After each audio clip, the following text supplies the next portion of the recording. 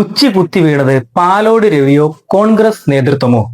സത്യം വിളിച്ചു പറഞ്ഞതാണ് പാലോട് രവിക്ക് വിനയായത്, അതോ BJPയെ കോൺഗ്രസുകാർക്ക് ഭയമോ? എക്സ്പ്രസ് വാർത്തയുടെ പുതിയ എപ്പിസോഡിലേക്ക് സ്വാഗതം. ഞാൻ രാജേഷ് KR.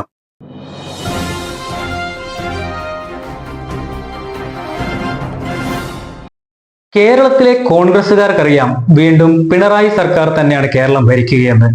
എല്ലാ നേതാക്കൾക്കിടയിലും ഇത് തന്നെയാണ് ചർച്ച. എന്നാൽ നമ്മുടെ പാലോട് രവി അതങ്ങ് തുറന്നു പറഞ്ഞു. ഫോണിലൂടെ പറഞ്ഞത് കേട്ട ജലീൽ മിണ്ടാതിരിക്കണ്ടേ, നാട്ടിലങ്ങ് പാട്ടാക്കി. വാമനപുരം ബ്ലോക്ക് ജനറൽ സെക്രട്ടറി ജലീലിനോട് രഹസ്യമായി പാലോട് രവി പറഞ്ഞ കാര്യം പുറത്താക്കി. അനന്തരഫലം വന്നു. ഗത്യന്തരമില്ലാതെ DCC പ്രസിഡന്റ് സ്ഥാനം രാജിവെക്കേണ്ടിയും വന്നു. പകരം താൽക്കാലിക ചുമതല N ശക്തന് ലഭിച്ചു. LDF അധികാരത്തിലെത്തുമെന്ന് തിരുവനന്തപുരം DCC പ്രസിഡന്റ് തന്നെ പ്രവചിച്ചു കഴിഞ്ഞു. പാലോട് രവിയെ കുരുക്കിയ ഡയലോഗ് നമുക്കൊന്ന് ശ്രദ്ധിക്കാം. പഞ്ചായത്ത് ഇലക്ഷനിൽ മൂന്നാമത് പോകും, നിയമസഭയിൽ ഉച്ചകുത്തി താഴെ നീ നോക്കിക്കോ.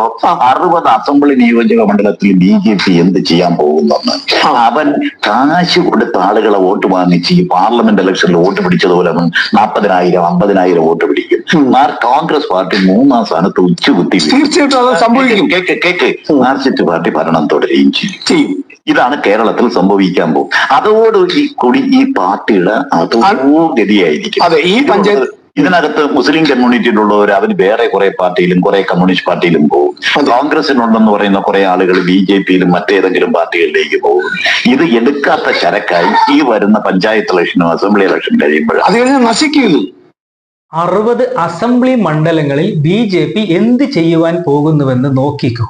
അവർ പാർലമെന്റ് തെരഞ്ഞെടുപ്പിൽ വോട്ട് പിടിച്ചതുപോലെ കാശ് കൊടുത്ത് 40,000 മുതൽ 50,000 വോട്ട് വരെ പിടിക്കും. കോൺഗ്രസ് 3-ാം സ്ഥാനത്തെത്തും. ഉച്ചകുത്തി വീഴും. എങ്ങനെയുണ്ട്? BJP കാശ് കൊടുത്ത് വോട്ട് പിടിക്കുന്നതെന്ന് തുറന്നു പറഞ്ഞിരിക്കുകയാണ് കോൺഗ്രസ് നേതാവ്. BJPക്ക് ലഭിക്കുന്ന പുതിയ വോട്ടുകളെല്ലാം കോൺഗ്രസിൽ നിന്ന് തന്നെയായിരിക്കുമെന്നും വ്യക്തം. കേഡർ സ്വഭാവമുള്ള CPMൽ നിന്ന് വോട്ട് ചോരാനുള്ള ഒരു സാധ്യതയുമില്ല. അച്ചടക്കമുള്ള പാർട്ടി സംവിധാനം CPMൽ ഉണ്ടെന്നുള്ളതാണ് അവരുടെ പ്രവർത്തന മികവ്. പിണറായിയെ പോലെ അടിത്തറയിട്ട് പ്രവർത്തിക്കുന്ന ശക്തനായ നേതാവിനെ പെട്ടെന്ന് തോൽപ്പിക്കാനാവില്ലെന്ന് ഓരോ കോൺഗ്രസുകാരനും നന്നായി അറിയാം. 100 സീറ്റ് നേടി UDF അധികാരത്തിലെത്തുന്നത് നാഴികയ്ക്ക് 40 വട്ടം നേതാക്കന്മാർ ആവർത്തിച്ച് പറയുമ്പോഴാണ് ആസ്ഥാനത്തുള്ള പാലോട് രവിയുടെ ഇരുട്ടടി. മുഖ്യമന്ത്രി കുപ്പായം തുന്നാൻ കൊടുത്തവർക്ക് നിരാശ സമ്മാനിക്കുന്നതാണ് ഈ സംഭാഷണം. രഹസ്യം ചോർത്തിയ ജലീലിനെ പ്രാഥമിക അംഗത്വത്തിൽ നിന്നും പുറത്താക്കി മാതൃക കാണിക്കാൻ മറന്നില്ല കോൺഗ്രസ്. KPCC പ്രസിഡന്റ് കസേരയിൽ ഇരിപ്പുറയ്ക്ക് മുമ്പ് തന്നെ സണ്ണി ജോസഫിന് തലവേദനയായി മാറുന്നു ഇത്തരം നേതാക്കൾ. കേരളത്തിൽ മാർക്സിസ്റ്റ് പാർട്ടി ഭരണം തുടരും. അതോടെ ഈ പാർട്ടിയുടെ അധോഗതിയായിരിക്കും. കോൺഗ്രസിലുള്ള പലരും BJPയിലേക്കോ മറ്റു പാർട്ടികളിലേക്കോ പോകും. ഇത്തവണത്തെ തിരഞ്ഞെടുപ്പ് കഴിയുമ്പോൾ കോൺഗ്രസ് എടുക്ക ചരക്കായി മാറും. ഈ മഹാപ്രസ്ഥാനത്തെ നിങ്ങൾ എല്ലാവരും ചേർന്ന് കുഴിച്ചു മൂടും. പാലോട് രവി പറഞ്ഞതെല്ലാം സത്യങ്ങൾ. എന്നാൽ നിങ്ങളുടെ വാക്ക് കേൾക്കാൻ ആർക്കും സമയമില്ല നേതാവേ. രവിയുടെ ചിന്തകൾ കഴിഞ്ഞില്ല. പാർട്ടിയിലെ മുസ്ലിം കമ്മ്യൂണിറ്റിയിലുള്ളവർ കമ്മ്യൂണിസ്റ്റ് പാർട്ടിയിലും വേറെ പാർട്ടികളിലും പോകും. ചില ആളുകൾ BJPയിലേക്കും പോകും. എങ്കിൽ നമ്മുടെ രവി സാറിനും മാറി ചിന്തിക്കാവുന്നതേ ഉള്ളൂ. കോൺഗ്രസ് പാർട്ടി ഉച്ചകുത്തി വീഴും മുമ്പേ അക്കരെ പച്ച പിടിച്ചാലോ? കോൺഗ്രസിനെ നന്നാക്കാൻ നോക്കിയിട്ട് പുറത്തിരിക്കേണ്ടി വന്നാൽ മറ്റെന്ത് ചെയ്യും? പാർട്ടിയിലെ ആർക്കും പരസ്പരം സഹകരണമില്ലെന്ന് പാലോട് രവിക്ക് പരാതിയുണ്ട്.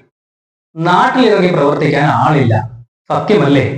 ഗ്രൂപ്പ് പ്രവർത്തനം ശക്തമാക്കാൻ ശ്രമിക്കുമ്പോൾ നാട്ടുകാരുടെ പ്രശ്നങ്ങൾ തീർക്കാൻ സമയമെവിടെ? കോൺഗ്രസുകാർ BJPക്കാരുടെ അരികു പറ്റി നടക്കുമ്പോൾ ഒന്ന് ശ്രദ്ധിക്കുക.